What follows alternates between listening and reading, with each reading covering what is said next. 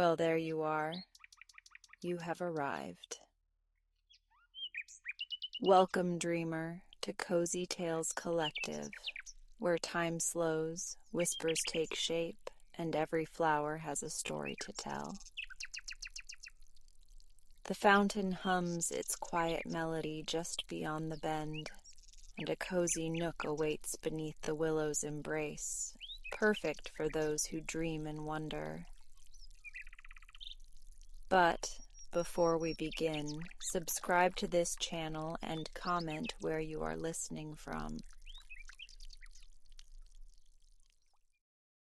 But before we begin, let's settle into place. Take a deep breath in and slowly exhale. Let the day melt away as you sink into a place of comfort and stillness. Feel the weight of your body resting against your bed, fully supported, fully at ease. Close your eyes and soften your breath. With each inhale, invite peace. With each exhale, release any lingering tension. Let go of the thoughts of the day. They can wait until tomorrow.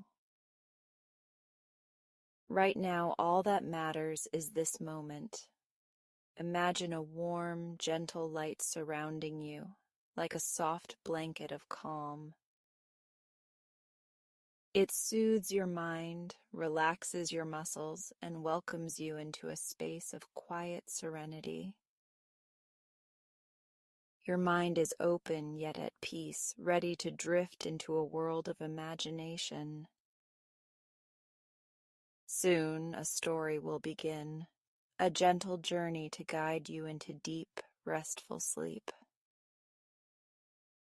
Take one more deep breath in and let it go.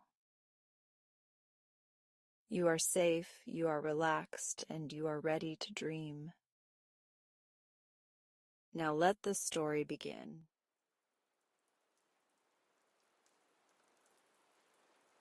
I remember the way the headlights sliced through the darkness, illuminating the rain-slicked road ahead.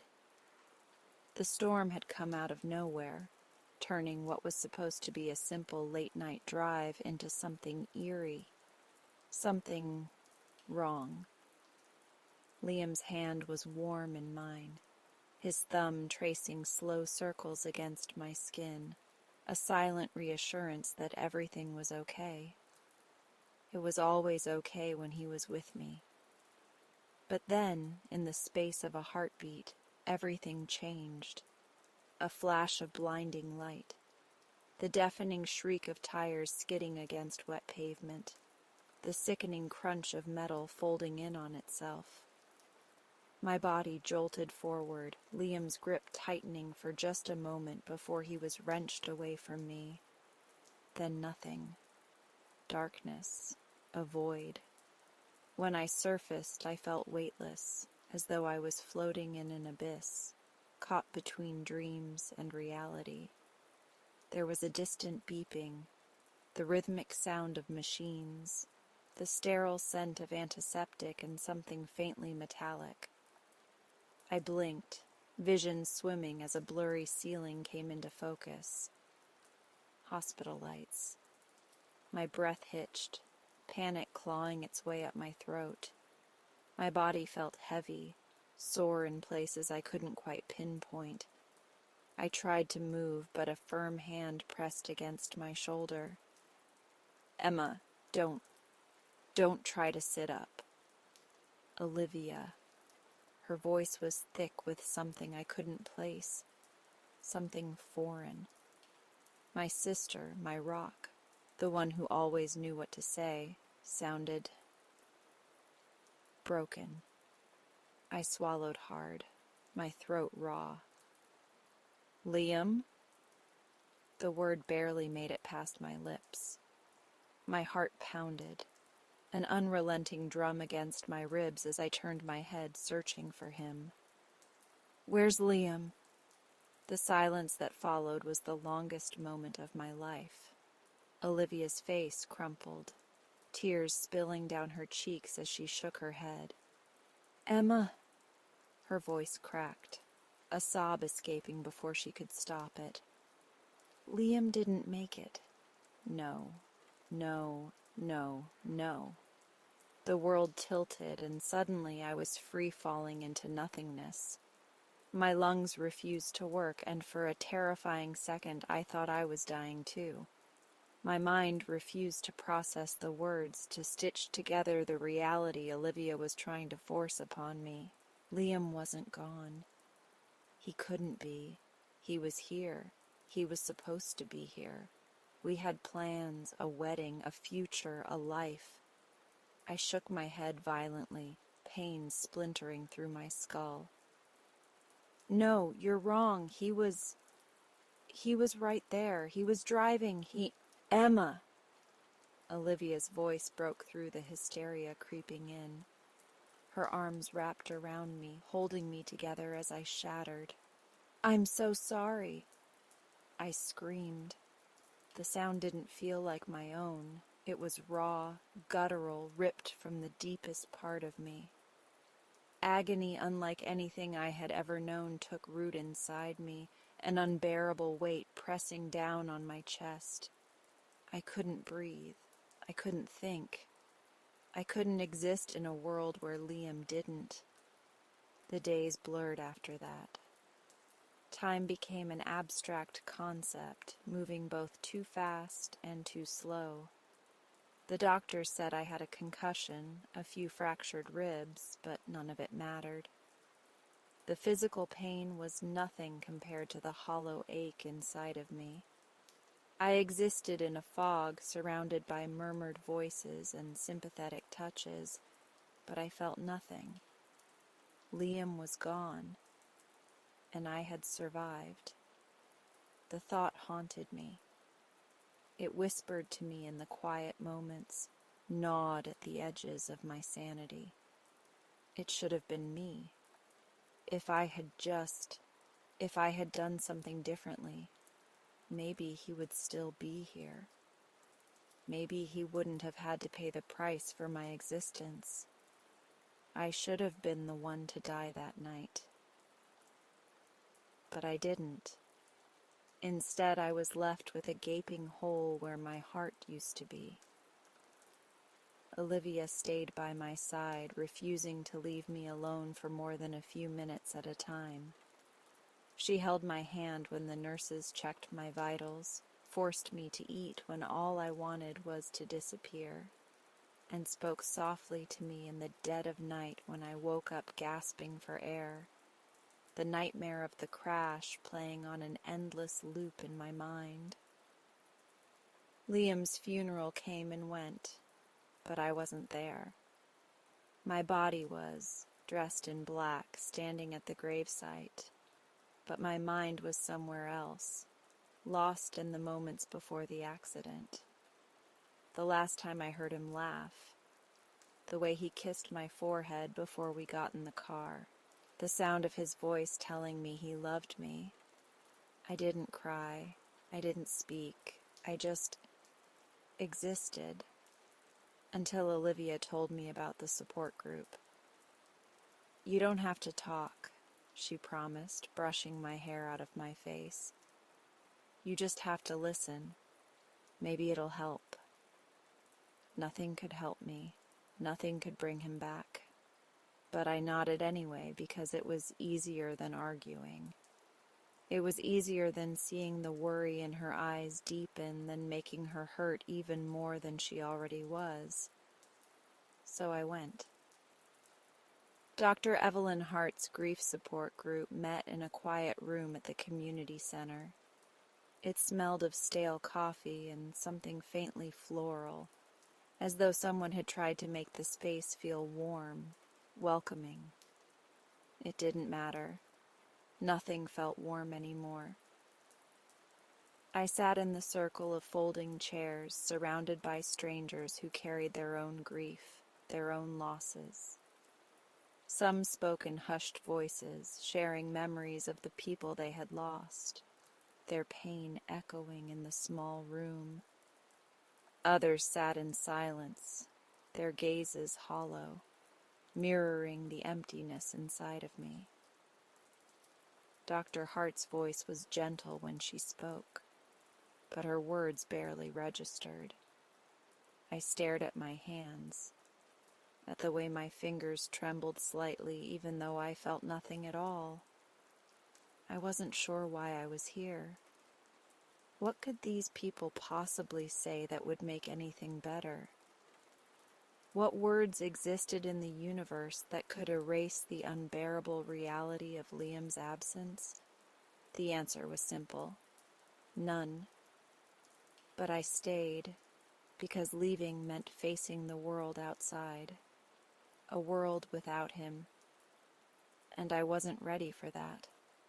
I wasn't sure I would ever be. The hollow days, the days stretched on in an endless haze, each one blending into the next, indistinguishable except for the persistent weight pressing on my chest. It had been weeks since I'd lost her, but time had lost all meaning. I drifted between the walls of my apartment, my mother's absence an ache so profound it felt like a second skin. I avoided calls, ignored texts, and left Olivia's knocks unanswered. I wanted the world to disappear, to leave me alone with the silence she had left behind. But Olivia wouldn't let me disappear. My sister had always been stubborn, and grief only sharpened that determination. One evening, she used the spare key to my apartment, her voice ringing out like an alarm through the stagnant air. "Emma, enough," she said, marching into my living room with a mix of frustration and concern. "You can't keep doing this." I curled tighter into the couch, pulling the blanket over my shoulders. Doing what? This. Shutting down. Olivia sighed, sitting beside me. I miss her too, but isolating yourself isn't helping. I had no answer for that. Nothing would help. But Olivia wasn't done. There's a grief support group that meets on Tuesdays and Thursdays. I think you should come with me. I shook my head before she even finished speaking. No. Emma. No. I swallowed hard, my throat thick with exhaustion. I don't want to sit in a room full of strangers talking about how miserable we all are. They're not strangers, they're people who understand. Olivia's voice softened. Just one meeting, that's all I ask. I turned away from her, but she didn't leave. She just sat there, silent, steady. And maybe it was that quiet persistence that made me cave. The following Tuesday, I found myself in a small, dimly lit community center. The circle of chairs filled with people who carried the same haunted look I saw in the mirror. Olivia sat beside me, her presence the only thing keeping me from bolting. Dr. Evelyn Hart, the group's facilitator, was a composed woman with kind eyes that seemed to see straight through me. She welcomed us all, introducing new members and allowing returning ones to share updates on their grief. I barely listened, my mind drifting like static over the voices around me. Then Dr. Hart announced an exercise. "I want us to try a guided visualization," she said gently. "I know this might feel difficult, but it can be healing. Close your eyes and imagine your loved one. Picture them in a place where they felt happiest. And then, imagine a conversation with them." A murmur rippled through the group. Even I felt my muscles tighten at the suggestion. "I don't know about this," a man across from me muttered. His name was Marcus Reynolds. He had lost his wife to cancer. I remembered that much from the introductions. His pain was etched into every weary line on his face. "I understand," Dr. Hart said. "There's no pressure, but sometimes when we lose someone, we're left with things unsaid. This is a chance to say them." I stared at my hands. I had so many things left unsaid, they felt like bricks weighing me down. But imagining my mother, pretending she was here when I knew she wasn't, it felt like a cruelty I wasn't sure I could bear. Still, I closed my eyes. At first, there was only darkness. Then, slowly, a picture formed. The sunlit kitchen of my childhood home. The smell of warm vanilla and cinnamon. My mother standing at the counter, mixing batter for one of her famous cakes. She looked up at me, her smile as familiar as my own heartbeat. "Hi, Mija." My breath hitched. My throat burned. "You're not real," I whispered. She wiped her hands on a towel and tilted her head. "Does it matter?" Tears welled in my eyes. "You left me." Her expression softened. "I didn't want to, but you did." My voice cracked. "And I don't know how to do this without you." She stepped closer, pressing a hand to my cheek. It felt so real, so achingly warm. "You don't have to do it alone. Olivia's there. You just have to let her in." I shook my head. "It's not the same." "No," she agreed, "but I'm still with you." The dam inside me broke. Sobs racked my body, and in the real world, I dimly registered someone's hand on my shoulder. Olivia's, steady and grounding. I wanted to stay in that dream forever, to never let her go again. But I knew I couldn't. When I opened my eyes, the room was blurry through my tears. Dr. Hart watched me with quiet understanding. Marcus sat rigid in his seat, staring at the floor. Olivia squeezed my hand. For the first time in weeks, the weight inside me shifted. It didn't disappear, but it moved, just enough for me to breathe again. Maybe, just maybe, I wasn't as alone as I thought. I didn't think much of it at first. The whisper, the way it curled around my name like the wind slipping through cracked windows. It was probably just my mind playing tricks on me. Grief does that. It sneaks into the quiet corners of your thoughts, molds illusions out of memories, and feeds you ghosts when you least expect them. But that night, after the visualization exercise, after I saw Liam on our bench in the park and finally told him all the things I never had the chance to say, I felt lighter. It was like unclenching a fist I didn't realize I'd been holding. I breathed more freely, my chest didn't ache as much, and for the first time in weeks, I thought maybe, just maybe, I was moving forward. Then I heard it. "Emma." It was faint, just the barest trace of a whisper, but it sent a shiver racing down my spine. My first instinct was to brush it off. Exhaustion, a trick of the mind, a residual echo from my own thoughts as I drifted towards sleep. I rolled over in bed, pulling the covers up higher, and forced myself to believe that, until it happened again. Emma. This time it was closer, almost against my ear, and I jolted upright with a sharp gasp. My heart pounded against my ribs as I scanned the dark room. Nothing. No shadowed figure lurking in the corner. no movement beyond the faint swaying of my curtains against the night breeze. My breath came in short, uneven bursts. I reached for my phone, checking the time, 2:47 a.m. Get a grip, I muttered to myself, swinging my legs over the edge of the bed.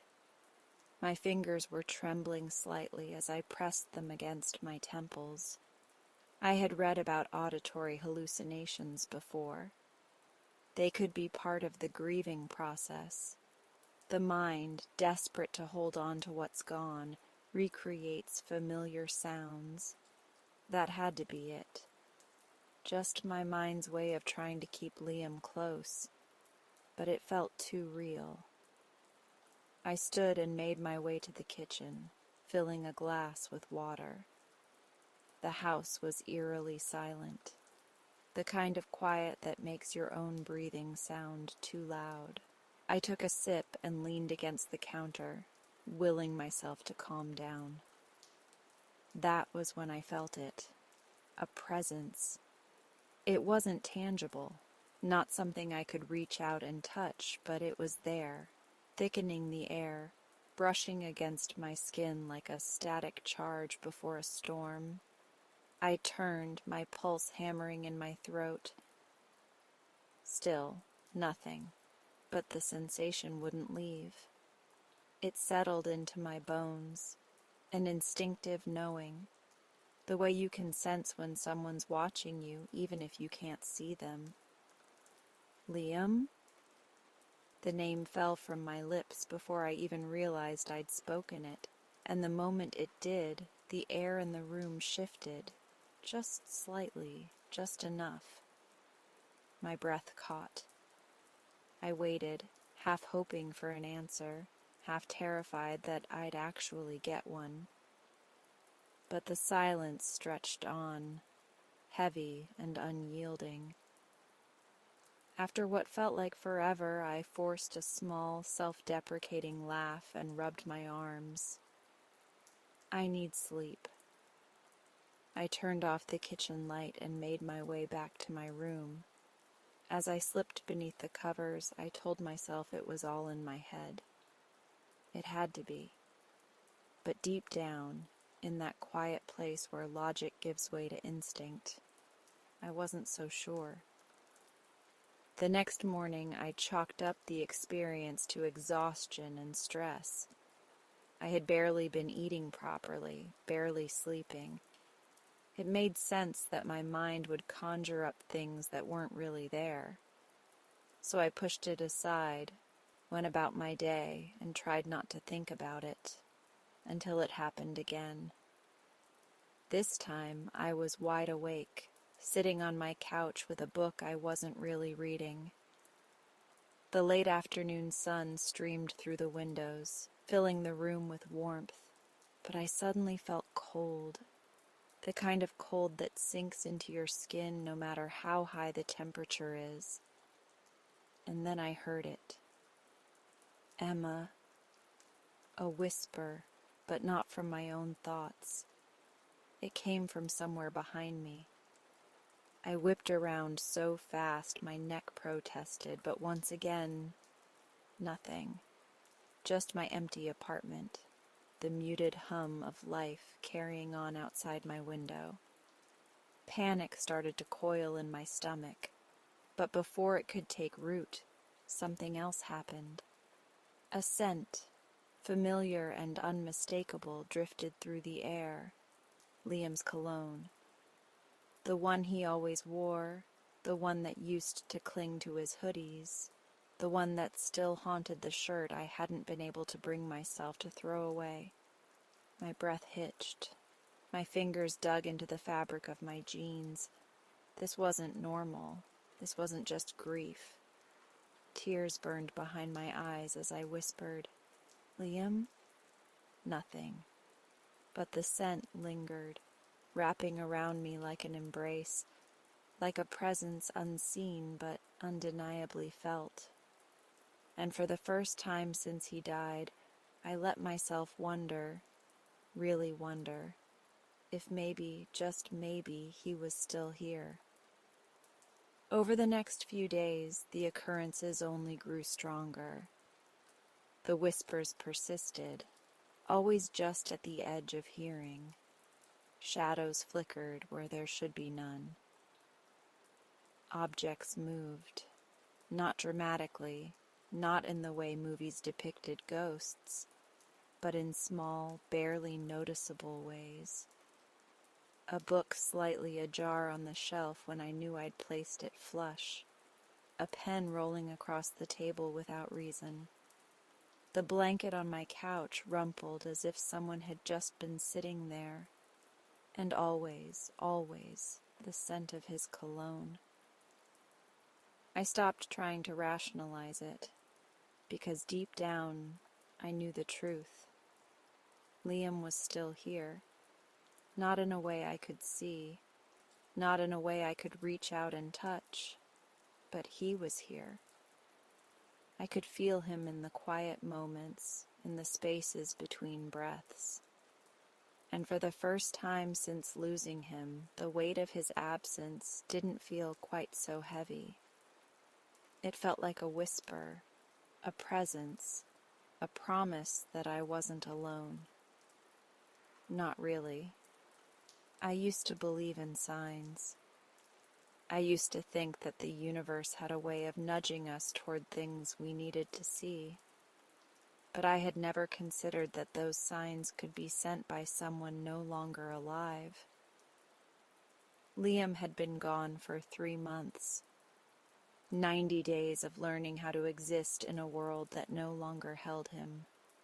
The silence in my apartment was thick, wrapping around me like a lead blanket, making it hard to move, hard to breathe. I had tried everything, going back to work, volunteering, even meditating like Liam had always suggested. But nothing worked. Nothing could erase the absence of him. And then the music started. The first time it happened, I was in the kitchen, absent-mindedly stirring my coffee. The soft hum of my fridge was the only noise, until it wasn't. Out of nowhere, Liam's favorite song, the one we had slow danced to in our living room countless times, began playing from the speaker on the counter. I froze, my hands clenched around my mug. I hadn't touched the speaker in days. I hadn't even opened my music app. And yet there it was, the familiar melody filling the empty space, wrapping around me like his arms once had. I reached for my phone with trembling fingers, checking the screen. No app was open, no notifications, nothing to explain why the song was playing. It wasn't just the music. A week later, I found my engagement ring, the one I had placed in a velvet box, tucked away in the back of my drawer because I couldn't bear to look at it. But there it was, sitting neatly on my bedside table. My breath hitched as I picked it up, feeling the familiar weight between my fingers. I didn't understand. I was sure I hadn't taken it out. My hands shook as I clutched it, my heart hammering. Was I losing my mind? Was this some cruel trick of grief? Or was it something else? I wanted to tell myself it was all coincidence. I wanted to believe I was simply forgetting things, making mistakes. But I couldn't ignore the warmth. It came at the lowest moments. When I found myself curled up in bed, drowning in sorrow. When I sat on the floor of the shower, letting the water mix with my tears. A sudden warmth would envelop me. Not like a blanket, not like the heater kicking in, but something else. Something familiar. It felt like him. I didn't say anything at first.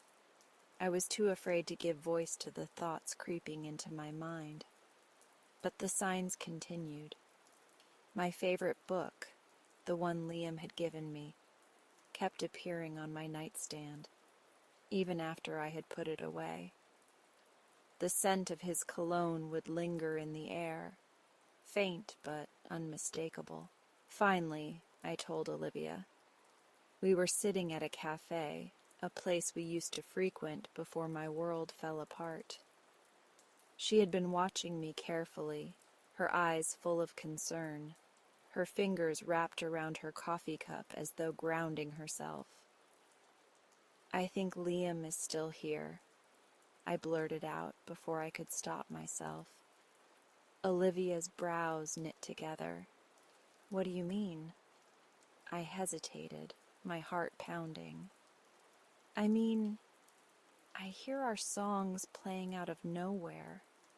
I find things moved. My engagement ring just appeared one morning. And there's this warmth. It's like he's still with me." A heavy silence settled between us. Olivia sighed, setting her cup down. "Emma, I know how it sounds," I said quickly. "I know it sounds crazy, but I can feel him live." Her lips pressed into a thin line. "You're grieving, Em. It's normal to—" "This isn't just grief," I interrupted. "This is different. It's real." Olivia reached across the table, taking my hand in hers. "I'm worried about you. I'm not making this up." "I'm not saying you are." Her voice was gentle but firm. "But you've been through so much. Sometimes our minds try to find ways to cope." I pulled my hand back. "You think I'm hallucinating." She didn't answer right away, and that was answer enough. I wanted to argue. I wanted to make her understand, but how could I? I barely understood it myself. That night, I sat in my apartment, staring at my engagement ring. My fingers traced the band, the place where his initials were engraved inside. Tears blurred my vision.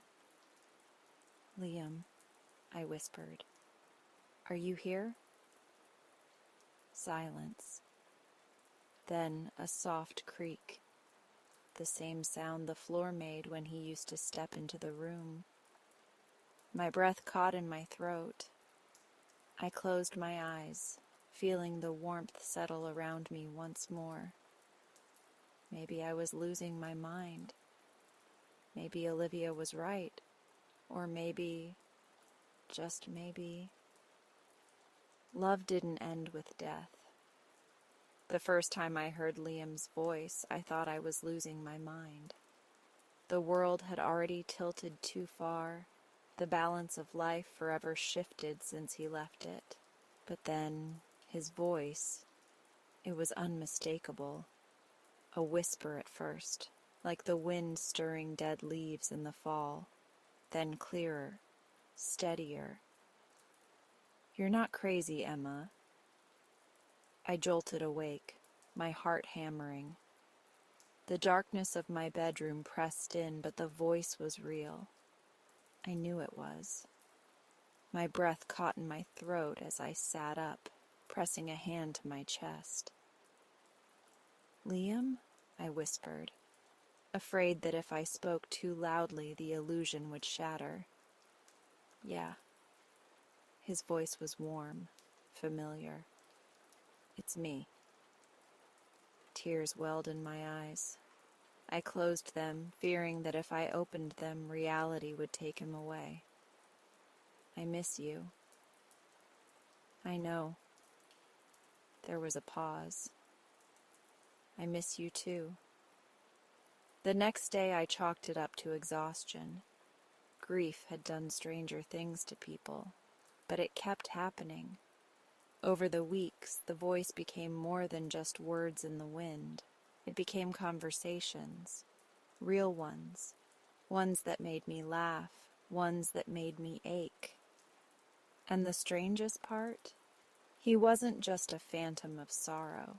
He was still Liam, sarcastic, insightful, annoyingly perceptive. "Emma, when was the last time you painted?" he asked one evening while I sat on my bed staring at the wall. I frowned. "I don't know, a year, maybe more." He sighed. "You used to love it." "I used to love a lot of things," I snapped, then immediately regretted it. "Sorry." "Don't be." His voice softened.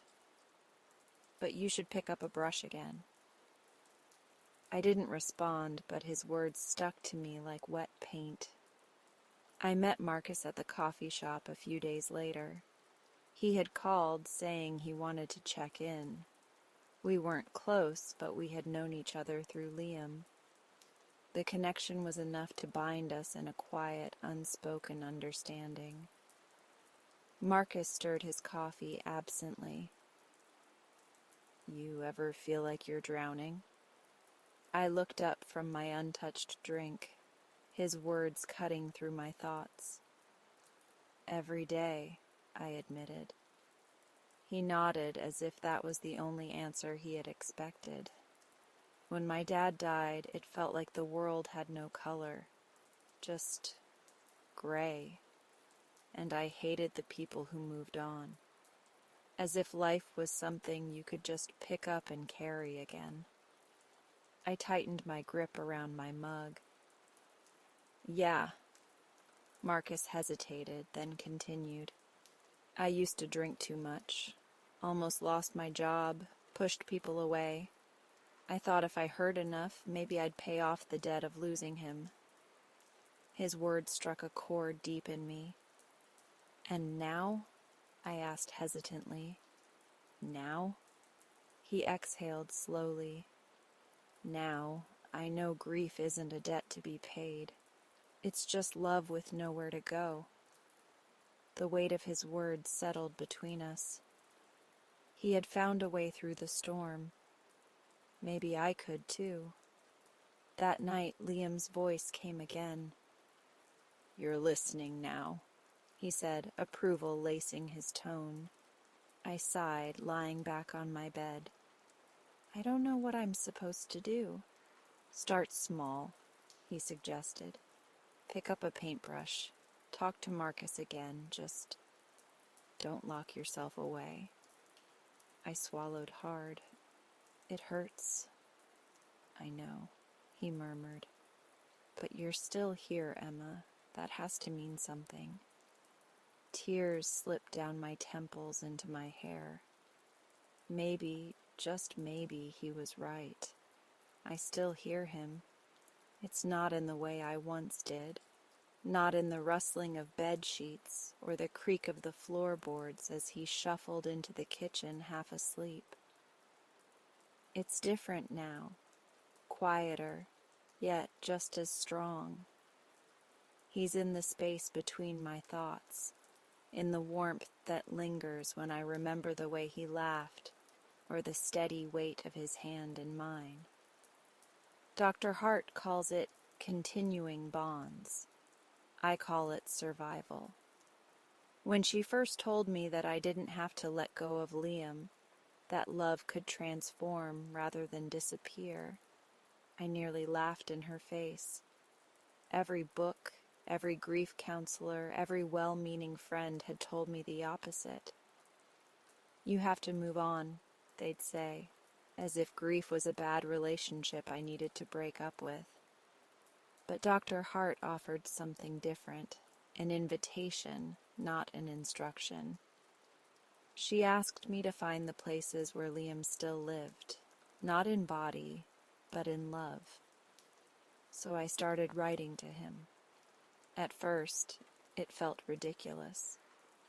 I stared at a blank page, pen poised in my trembling fingers, feeling like a child scribbling a letter to Santa. But then I heard him. "You're overthinking this, Mesa." It was so distinctly Liam that I almost dropped the pen. He used to tease me about that all the time, how I analyzed everything before acting. Just write. You always say you think better on paper. So I did. I wrote about the coffee shop where he spilled his latte all over his new sweater, laughing instead of cursing. I wrote about our long drives with the windows down, singing horribly off-key to songs we'd never admit we loved. I wrote about the way he'd tuck my hair behind my ear, an absent-minded gesture that meant more than words ever could. And when I closed my eyes, he was there, sitting across from me, listening. "See?"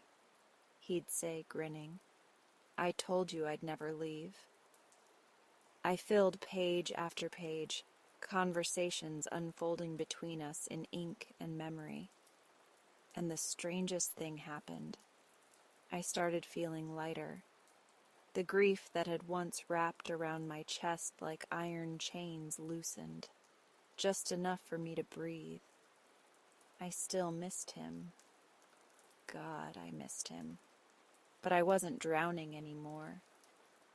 Dr. Hart noticed the change before I did. "You look different," she observed during one of our sessions, her perceptive eyes studying me. I shrugged, unsure how to put it into words. "I think I finally understand what you meant about love transforming." She smiled, leaning forward. "Tell me about it." So I told her about Liam, about our conversations, about how I wasn't clinging to a ghost, but embracing the love he left behind. "You're creating a space where he still exists," she said thoughtfully. "That's not forgetting him. That's honoring him." I nodded, feeling something warm bloom in my chest. For the first time in months, I didn't feel guilty for smiling. I went home that night and opened my journal, tracing my fingers over Liam's name. "Love, not loss," I whispered, then picked up my pen and wrote.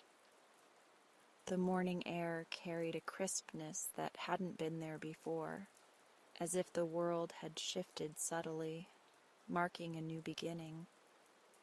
I inhaled deeply, feeling the cool air fill my lungs as I adjusted my coat. It had been months since I last stepped foot inside the hospital, and even now, standing outside, my fingers trembled slightly. It wasn't just nerves. It was the weight of stepping back into a life that had once felt so solid, so certain, only to be shattered and reconstructed in a way I never could have imagined. Liam wasn't here, not in the way he used to be. I didn't expect to see his figure leaning against the wall, waiting for me with that half smile that always made my heart skip. But I didn't feel alone either. The space he left wasn't empty. It was filled with warmth, with love.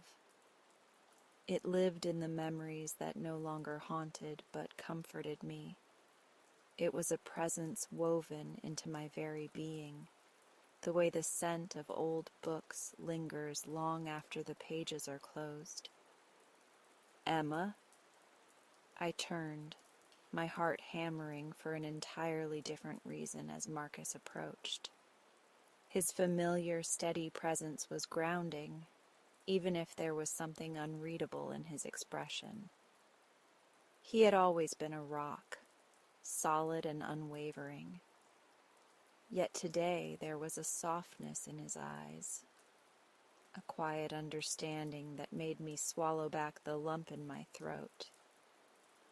"Marcus," I greeted, offering a small smile. "Didn't expect to see you here." He shrugged, stuffing his hands into his pockets. "Thought you could use a friendly face on your first day back." I exhaled, grateful. "You thought right."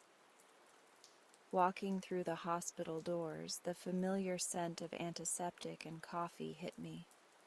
It was strange how something so routine could feel foreign after so much time away. But as I greeted old colleagues, slid into my scrubs, and reviewed patient charts, the muscle memory took over. I wasn't the same Emma who had left, but I was still Emma. And that was enough.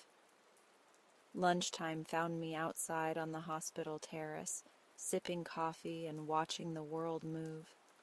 The sky stretched endlessly, blue and vast, and for the first time in a long while, I didn't feel trapped beneath it. "How's it feel to be back?" Marcus asked, sitting across from me. His presence was easy, comfortable, like a favorite book that always made sense no matter how many times you read it. "Surreal," I admitted, "but good. Better than I thought it would." He nodded, studying me for a moment before speaking. "I get it. Moving forward doesn't mean leaving the past behind. It's just carrying it differently." His words settled deep, resonating in a way I hadn't expected. "Yeah," I said softly. "Exactly." Later that evening, I found myself at Olivia's apartment, curled up on her couch with a glass of wine in hand. She studied me carefully before breaking into a grin. "You look different," she said. I raised an eyebrow. "Different how?" "Lighter, like you're coming back to yourself." The thought settled around me, warm and reassuring. Maybe I am.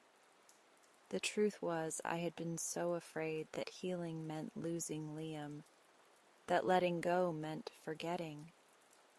But I was learning that love didn't disappear just because someone did. It stayed, etched into the moments that shaped me, into the spaces between my breaths. And for the first time in a long while, I felt like I was stepping towards something new, not away from what I had lost, but toward what I still had to find. The cemetery was quiet, save for the whisper of wind rustling through the towering oaks. The sky above was an endless stretch of blue, the kind Liam had loved, the kind he used to say looked like freedom. I took a slow, measured breath as I approached his grave, my fingers tightening around the bouquet of wildflowers in my hands. I had been meaning to come for months, but every time I tried, something inside me resisted. I wasn't sure if it was fear or grief, perhaps both.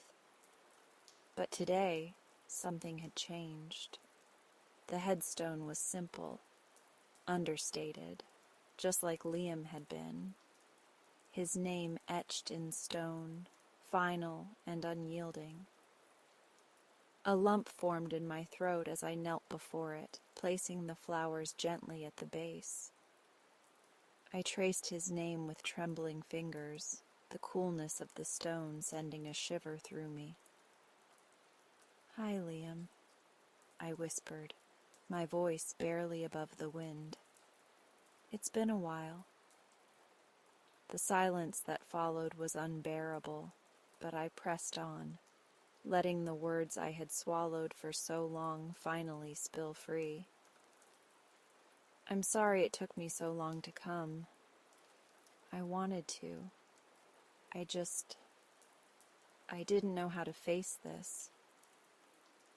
I closed my eyes, willing back the tears.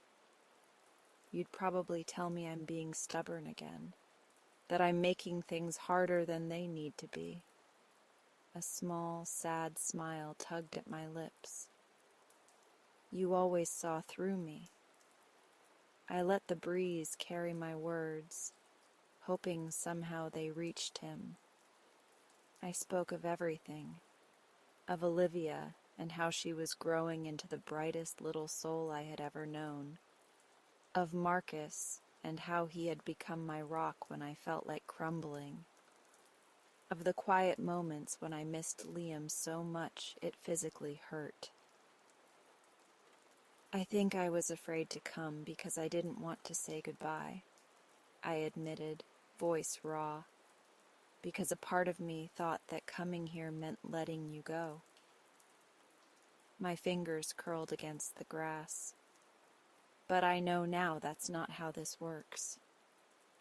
The wind shifted, warm against my skin, and for a moment I felt it, a presence, familiar and comforting. I closed my eyes, my heart pounding as an overwhelming sense of peace settled over me. It wasn't the kind of goodbye I had feared. It was something else entirely. A whisper of warmth, a silent reassurance. And I knew. You were never really gone, were you? My lips trembled as I exhaled. You're here, just in a different way. The weight in my chest lightened, the sorrow that had clung to me for so long shifting into something softer. Love, that's what remained, what would always remain. I stayed there a little longer, allowing myself to simply be, to feel, to remember, to let go of the fear I had carried for far too long. And when I finally rose, dusting the dirt from my jeans, I felt lighter, stronger. As I turned away from the grave, I glanced back one last time, not with sadness, but with gratitude. And then, with love still in my heart, I walked forward, toward the life waiting for me, carrying Liam with me in a way that no loss could ever take away.